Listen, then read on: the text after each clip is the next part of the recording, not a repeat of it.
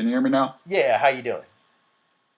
Good, and you? I just want to get on terms so you're not calling me expert the whole time. My name's Josh. Nice to meet you. All right. What's up, Josh? Um, all right. First things first, I just want to get this out of the way. I've pretty much been living in a poor standard of living area in the United States.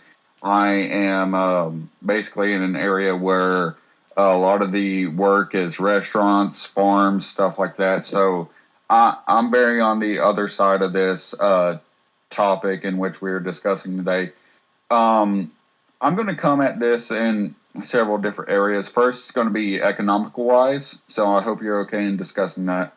Yeah, Um, yeah, go for it. Okay, so I've worked in several different areas, both in terms of restaurant and also I've worked at chicken houses before in collecting eggs. I've worked on farms before, such as dairy farms and such.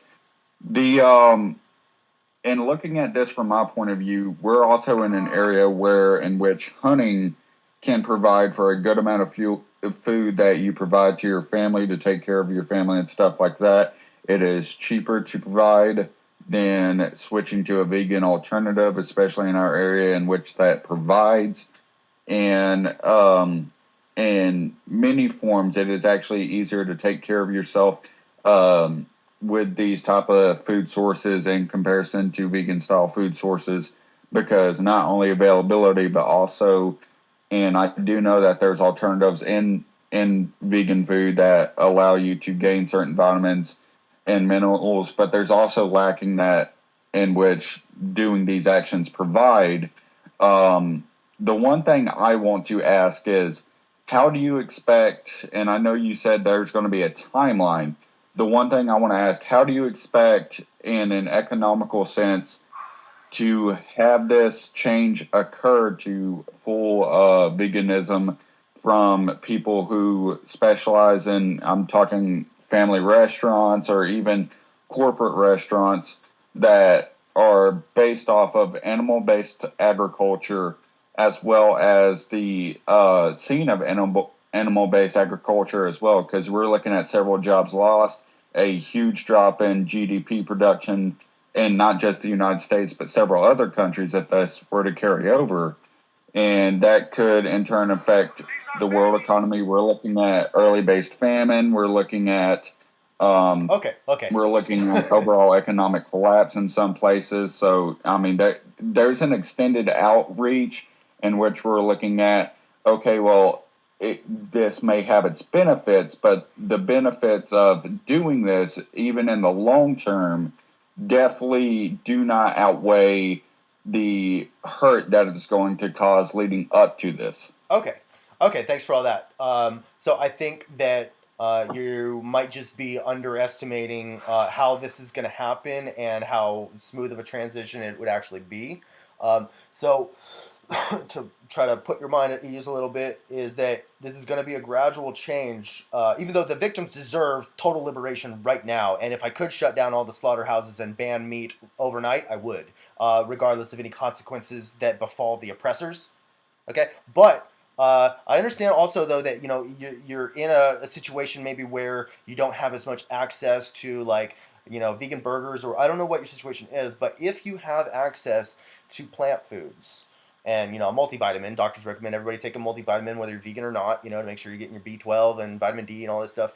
But if you have access to that stuff, if you can go vegan, you should go vegan. In fact, you must go vegan. All those other reasons are not, any other reason would not be a justification to hunt humans, and therefore it's not a justification to hunt deer or any other animals who just want to live and are just trying to enjoy the day and take care of their babies and get some food. So if we wouldn't accept it in the human context, we're not going to accept it in the animal context either. Unless you can find a symmetry breaker between humans and animals that justifies us needlessly shooting them but not each other, because I could, get cheaper food by just shooting and eating you rather than buying food at the grocery store. But that would be mean, and so I'm not going to do that to you. You know what I mean? So like, as far as the economic downfall, there would be none, right? So this is going to be a gradual progression over the next 10, 20, 30 plus years. Different cities are, more people are going to go vegan or eat vegan products for their health or for the environment, right? And so that's going to increase the amount of vegan products and vegan companies, and so that will make it more accessible and profitable and affordable for everybody. And but right now, remember that the cheapest foods are vegan: rice, pasta, fruits, vegetables, seeds, nuts, beans, bread, all vegan, super cheap, right? Big old bag of potatoes and beans and rice. Come on. So it's all about the seasoning and the sauce, right? But yeah, like more restaurants and grocery stores are going to start carrying more vegan products, and then you're going to see a lot of these restaurants and grocery stores soon. Half of their menu will be vegan, and then the whole thing's going to be vegan, right? So you're not going to have to worry about not having access because it'll become easier as this gradual change in consumer demand happens. But then also we're going to start in small progressive cities and ban animal products in those cities, like ban slaughterhouses and meat and dairy and eggs in small cities, and then other cities will join, and then we'll take over a whole state, and then other states will join and then become a federal law, and then other countries will do it. So this will give companies time to see the change that society is making and to replace their products. I mean, even Tyson Foods, which brutalizes little birds like by the billions every year. Tyson is making vegan chicken. They're making vegan burgers, right? So because they know there's a market for it, they want to make money. They don't want to get replaced in case their original product gets replaced in the market, and that's what's happening, right? Look at the dairy industry; it is dying. Dairy farmers are like, there's no money in dairy. We're getting into a new industry. 1 in 3 Britons now drink plant milk, right? So.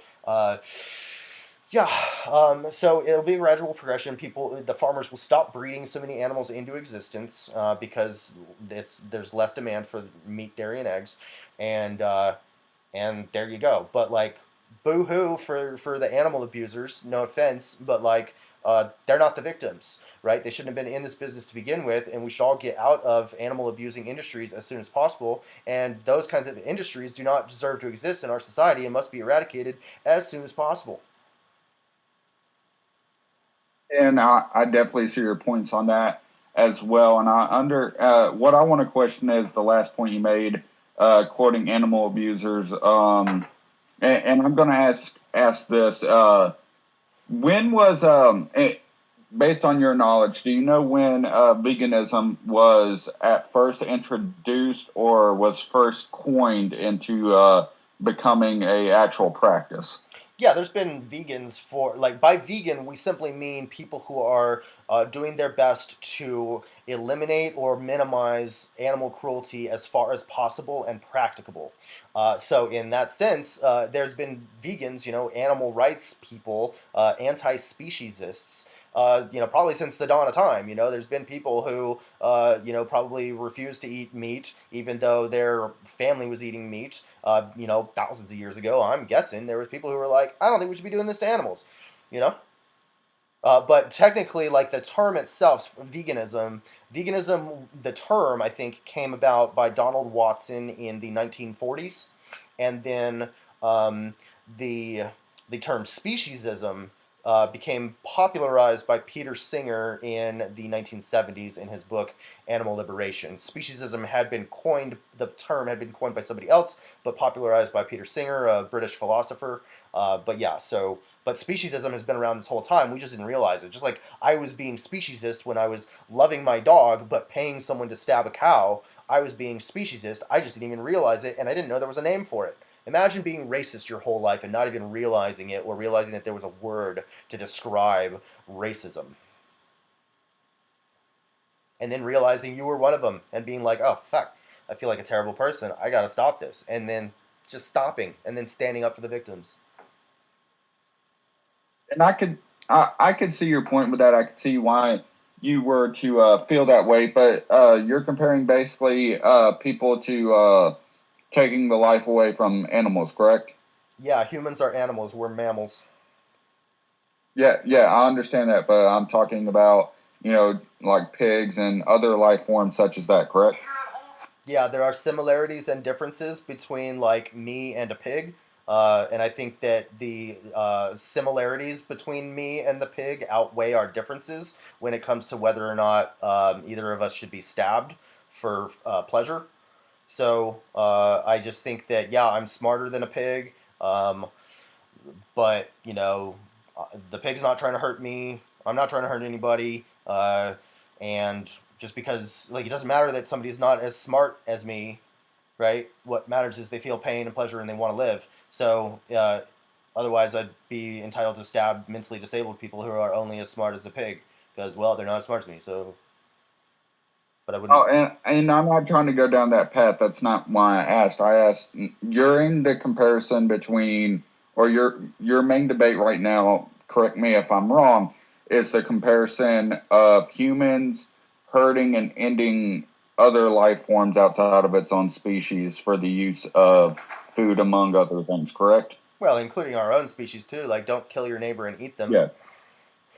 Oh, yes, of course. But and this is going to lead into my next question. So we're talking about ending the life of another species of animal outside of ourselves, or even within ourselves, or among those areas.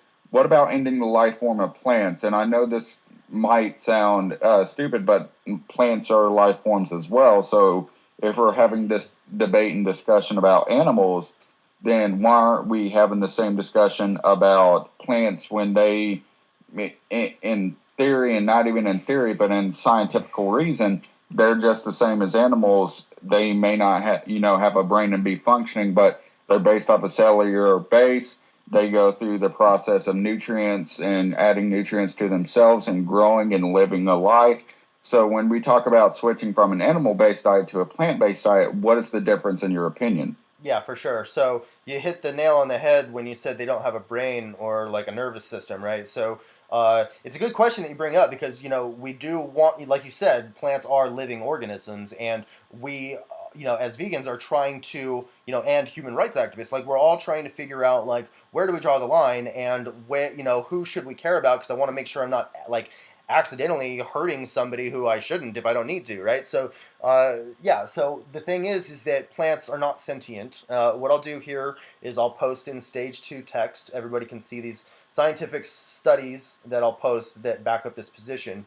And if you have any sources from scientists, you can post those as well. But I'm not, a scientist, so I can't, thoroughly go into like, neurotransmitters and all this stuff. But yeah, here's what the scientists are saying. So the consensus among experts is that animals are sentient, but plants are not, because sentience is like an emergent property of having a brain and a nervous system. So if you can't feel pain or be conscious because you don't have a brain, then like it's irrelevant how we treat you because you don't care how you're treated. Like a rock, I know you're not saying a rock is a living organism in the same way that like a plant is definitely more like complex than a rock. I get you, but they still don't. It doesn't matter how we treat them because they don't care how they're treated. So I'm posting 2 different scientific studies about that. The first one is debunking the myth of plant consciousness from PubMed is the source, and then the next one is from Springer, and this is a scientific study that's called Anesthetics and Plants: No Pain, No Brain, Therefore No Consciousness. So yeah, but also like it, according to the USDA, which is not a vegan group, it takes 16 pounds of plants to make 1 pound of beef because the farmer has to feed the cow for 18 months to get them up to slaughter weight. So that's a giant pile of plant foods that was fed to this animal for months to get a small amount of meat. So meat eaters kill way more plants than vegans do because I just eat plants directly instead of filtering a bunch of them through livestock and then eating the livestock. And we need to eat plants in order to be healthy, but we don't need to eat animals in order to be healthy. So there's very big differences here, but so even if it was true that plants are sentient, even though they don't have a brain or nerves, which again that's not demonstrated or backed up by any science, but even if that were true, the best thing to do would be to go vegan and eat the plants directly instead of killing a bunch extra. Also leads into the question. I mean, if we change our terms in which we're talking here, you talked about based on intelligence. Let's switch that for having a conscience or having a brain and nervous system. I mean, is it still valuable to say that it's okay to trade one life form for another, Yeah, based on that logic? yeah, sentience is the differentiating factor. Sentience is the symmetry breaker.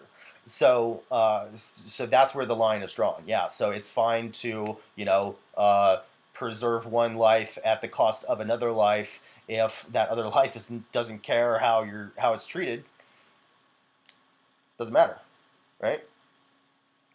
So, based on that logic, before sentience was discovered in animals, many people use that logic to have that idea. Now that the fact that we understand that about animals, and people still claim that about plants, not saying, like theoretically here, going off of that same logic. So at one point, we didn't know this about animals, and we don't know this about plants, or that was the idea that about animals, that they weren't sentient, they didn't have feelings, blah blah blah. What, carrying this over, let's say 10, 20 years from now, we find out, oh, we were wrong about this as plants as well. So that changes the whole philosophy about this. Well, like That's just not one really. question. Is what is the idea about that? Because as we develop and grow, what if the same thing is discovered later down the line, Yeah, and this all is, yeah, I got you. you know, I got you. It's a good question. Yeah. So we would modify our beliefs. Like if new scientific evidence comes out, because science does change. Some science changes. Like as we learn, get better tools and learn new discoveries. Science grows with the times and evolves upon itself, and that's good. That's what science is supposed to do.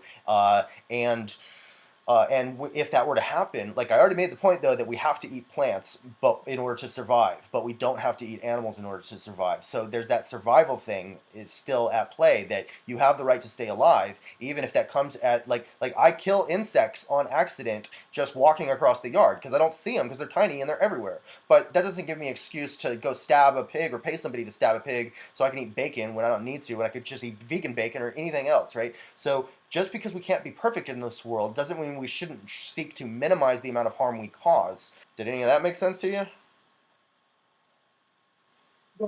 and I understand that. Can I ask, in your opinion, um, what is your idea about humans are natural omnivores? Why do you think that should be in a part of the food chain and stuff like that? Why that should change? Because humans are naturally at the top of the food chain. Correct me if I'm wrong. In most of the areas that they're at the top of the food chain. And even before we were a more complex society, in which humans were, the ruler of the land, stuff like that. Instead of just living off of it, now we're the ruler of the land. Humans are natural omnivores. Why do you think we should change that? And what do you think overall later on the effects could be? Because that could lead into further effects in our own genetic coding as we evolve throughout the years. Of course, it would be years at a time, but Yeah, we're I got talking about hundreds of years later you. Yeah, compared to the past. We've been like this before time was even recorded, in which humans I were got you. known plant and eaters, but looking, thousands of years later, and now this Sure, is becoming a I got you. topic that's being introduced. Okay, cool. Good question. So, yeah, I think it would only be beneficial for our own health, for our environment, for the animals, that's for sure, and for our moral awakening, our evolution into more compassionate and critically minded people who evaluate situations and get rid of all forms of discrimination. So, as far as like physically and our health and stuff, yeah, there's no it would be better for our health. Like vegans have higher life expectancy and better lower all cause mortality, right? We have lower risk of heart disease, which is the number one killer of humans, because we don't eat any cholesterol. Cholesterol is only found in animal products.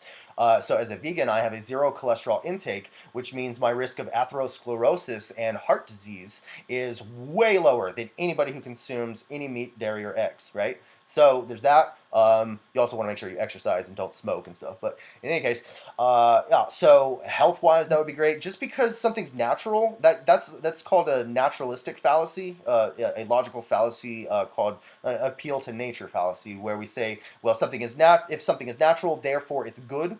Or if something is natural, if it happens in nature, it's moral for me to do the same thing. But there's problems with that, right? So like illness and disease is natural, but we come up with antibiotics and medicines to prevent and treat diseases because we realize even though it's natural, it harms us. So and then also like lions kill it's natural for lions to kill a human child if they see one. Are we therefore justified in killing children simply because a lion would? No, we're held to a higher moral standard. So that's a naturalistic fallacy. I would also say I'm not even convinced that we are omnivores. I probably need to do more research about that, but the thing is that even like a lot of people think that we're frugivores, like because our closest living relative is the chimpanzee, right? And their diet is predominantly like 98% plant based.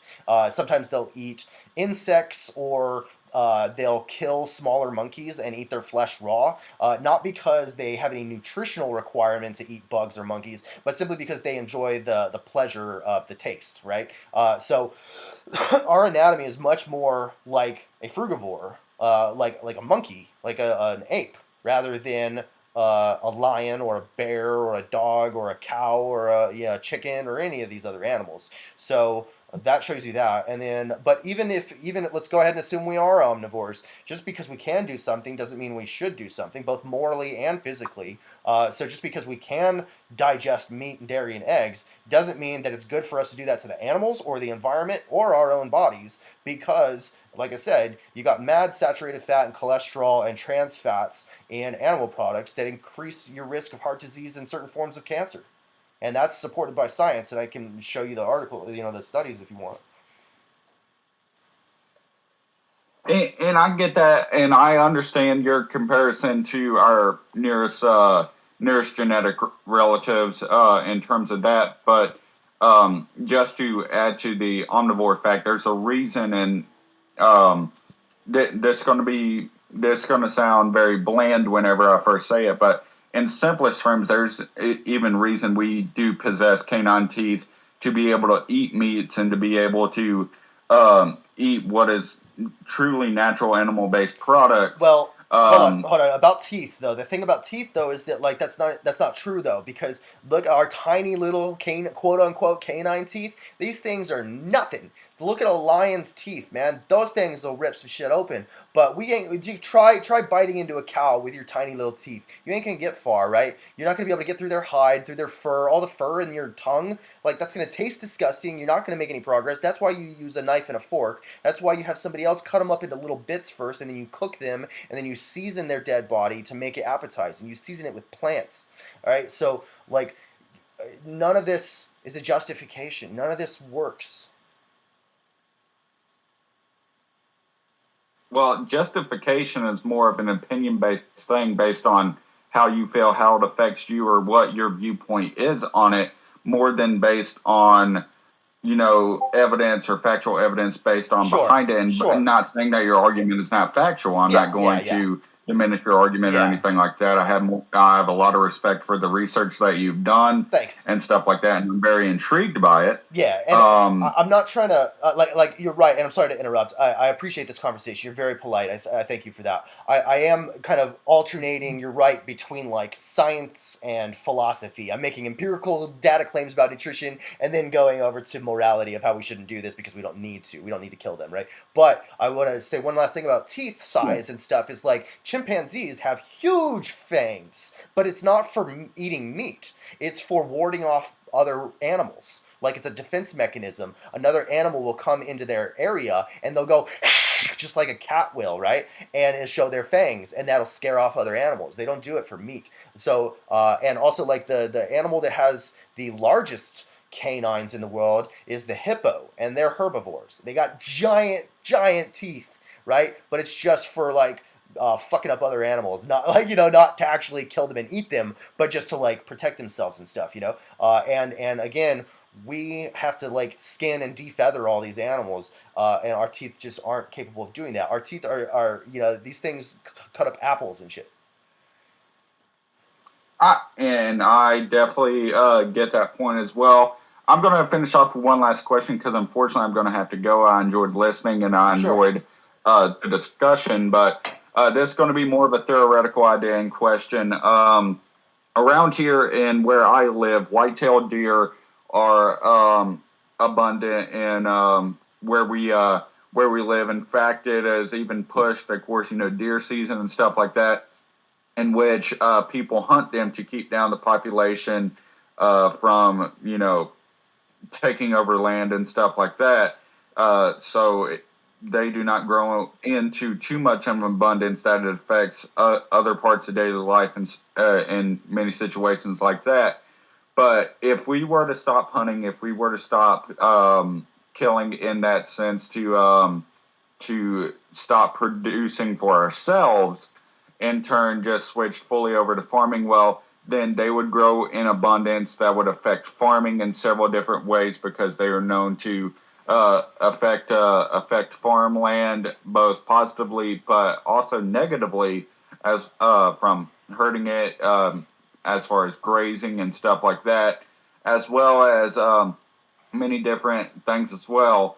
But the question is how would we be able to control the wild animal population, such as Yeah, I got you. wolves, Yeah, deer, sure. continuing on about that, Yeah, I got you. coyotes for one as well, Yeah, if we weren't allowed to hunt in that regard and stuff like that. And then, hunting as well, if we were allowed to hunt in terms of defense, it would also keep us from being able to use what we hunted, even if it was in defense, for producing goods. As yeah, in the past, we've read on how Indian civilizations and other civilizations as well used their hunt and used the hide of their hunt. Basically, used every part of their hunt as a way to produce for themselves, yeah, so it I got wouldn't you. necessarily disrespect the kill that they got, as Well, well no, as it would also be very beneficial for them and, try to preserve what they could of the life that they took. yeah, I understand, but it's not respectful to take someone's life. Now, if they were in a situation like the natives where they maybe didn't have agriculture or whatever, if they didn't have access to plant foods, again, we're not talking about them. But if you have access to plant foods, totally different situation. Okay, so modern day, we do not need to hunt. Okay, here's the thing.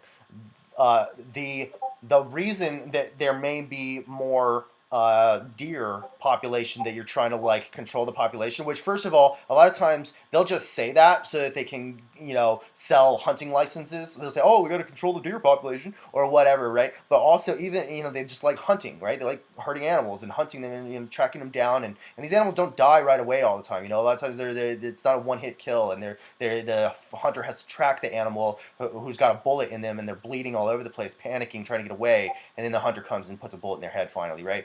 So that happens a lot. But also the reason that it's called homeostasis in nature. Nature takes care of itself. There's like a natural predator prey relationship that will keep the herds in line, right? But what happens is the reason you have overpopulation of deer, if you actually do, is because you kill off all the predator animals to protect livestock, right? So animal farmers will have livestock on their farms, like cows and pigs and chickens and stuff, and they need to like protect those animals from predators like wild wolves and coyotes who see there's a farm over there and want to go on it and eat the animals. But you want to kill those animals. The farmer wants to kill those animals. So we can't let the coyotes kill the animals. So you kill the coyotes instead, or you hire hunters to go kill those coyotes to save the lives of the farmed animals so you can kill them and make money off the dead bodies, right?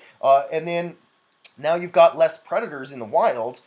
Therefore, they can't thin out the herd, naturally control the population of deer by hunting them. Like the animals aren't hunting the other animals anymore. So then you have an overpopulation of deer.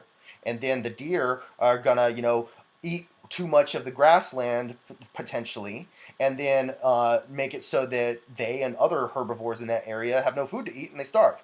Or they can, go somewhere else and find new food, hopefully. But yeah, if we didn't raise animals in farms to begin with, then we wouldn't have to worry about killing the predators to prevent those livestock from being eaten, and then the wolves and whatnot would naturally even out the population of the deer. So we made this problem, so it's not okay for us to fix that with violence. Look, humans are the most destructive animal to this planet. We are destroying this planet at an exponential rate. We are driving 1 million animal species into extinction, primarily through animal agriculture.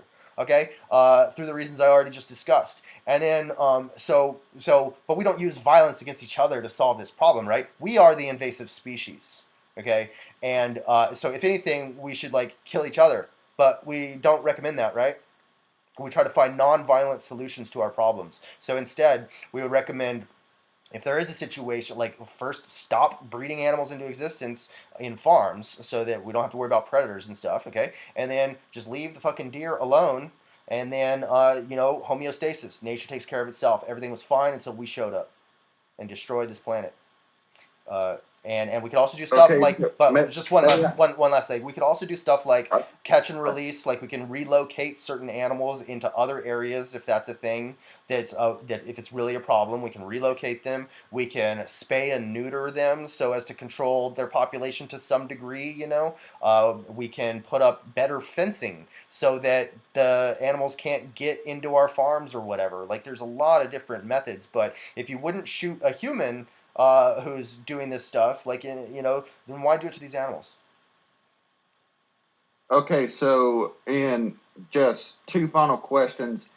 One, why do you believe that we're invasive as the human species? And two, um, to carry on from the point that you just mentioned, so it's not okay for us to kill animals and use the resources that they provide, but it's okay to capture them and control their will as far as life as we see fit outside of killing and hunting them. It's okay for us to do everything else and change their life outside of that to do as we want, but it's not okay to kill. So it's okay to control some factors of their life that's not killing. Yeah. But at the moment we step into that boundary, it's completely wrong. So it's okay to it's not. control their standard of living, control their reproduction rates, control stuff that could make them happy and could allow them to have a fruitful life as you've mentioned Right, and used right, as right. your Yeah, main I got argument you. several times. So it's Yeah, I okay got you. to I got you. I change got those you. factors in that, but Yeah, I got you. Yeah. So the answer is yeah. yes. Yes, because it's a lesser harm and it's done only in a do or die situation. You're talking about a situation where there is like an impending threat to our local environment because of some overpopulated species. And so if that's actually true, which I question that it's actually true, but if it is actually true, there are a multitude of things we can do to non-violently prevent this from happening. And some of those things may be unethical in the sense that they are depriving animals of their desire to reproduce or their desire to go this direction instead of that direction or whatever. But those are minor in comparison to shooting them in the heart, okay, and killing their babies. So yeah, look, sometimes we are in a situation where there is no ethical option. There's only two unethical options, and you have to pick the least unethical option and do the best you can in an imperfect world. So yeah, like here, the other thing I was going to say is in stage 2 text, I'm now posting a quick GIF. Is it a GIF or a GIF of a deer playing soccer like a child? And hunting will be illegal very soon. These animals are just like children, and they mean us no harm. They're just trying to enjoy the day and find food and take care of their families. Okay, so if what, like when we have a dog in our home or a child in our home, or we're the caretaker of a human adult who has a severe mental disability, such that they're only as smart as a deer, okay, we make sure that they have legal rights to protection, to not be needlessly shot by some powerful human, right? And we do infringe upon their freedoms only to the degree that it's in their best interest or that it's necessary for our own survival. So we restrict the freedoms of children or dogs from running into the street and getting hit by a car. But otherwise, we let them have as much freedom as they can get without getting in a bunch of trouble, you know? And if somebody is messing with our lives and impacting our food supply or whatever, right? Then we have the right to defend ourselves and defend our food supply, but we should try to do it non-violently, right? But yeah, if children are eating up all our food, we don't kill them, right? We just relocate them, or we relocate the food so that they can't get to it. Whatever needs to happen. So yeah, we do what we got to do. Okay. Well, I want to thank you for this discussion. Of course, I'm probably going to have to go here, but once again, thank you. It's very educational. I just, in my opinion, and I want to thank you for shedding light on some things as well. And I hope this was beneficial on both sides. I just, in my opinion, I just don't feel like it's right to ethically say, hey, this is unethical and this is unethical, but I hold this to a higher precedence than this. So, doing one thing unethical and doing something and canceling out something else that's unethical as well. That's how we're supposed to do it. If two wrongs don't make a right. Doing one wrong and compared to another is not right as well. So, Well, I mean, I know, but it's just a different opinion. But well, I do for this discussion, and I hope to continue it some other time. Thanks, man. okay. Join us again soon. All right. And yeah, so what I was going to say to that, though, is just that I think it's pretty clear that some harms are more harmful than others, right? So it's wrong for me to punch you in the face, but it's even worse for me to shoot you in the head, okay? Now, if we're in some crazy situation where I've got to choose one or the other, like let's say this. Somebody's kidnapped you, okay? They got you tied up, and they've got a gun. They're giving me a choice of two things I can do to you. This villain is saying you can either punch this person in the face or shoot them in the head. If you do neither, I'm going to shoot them in the head. Well, I don't want you getting shot in the head, so I'm not going to shoot you in the head, and I don't want them to shoot you in the head, so I'm going to punch you in the face. Okay? Generally speaking, it would be unethical to punch somebody in the face, but the situation kind of dictates that that's the best choice available to us, right? It might still be unethical because it causes you harm, but it's a needed harm to save your life, okay? So that's all it is, all right? Sorry for having to punch you, but I'm just trying to save your fucking life. All right, Caleb, get up on stage. But the thing is, we don't have to punch animals or shoot them, right? We can just eat plants. Okay, how you doing? Doing pretty good. How about you? Pretty good, pretty good. What's happening?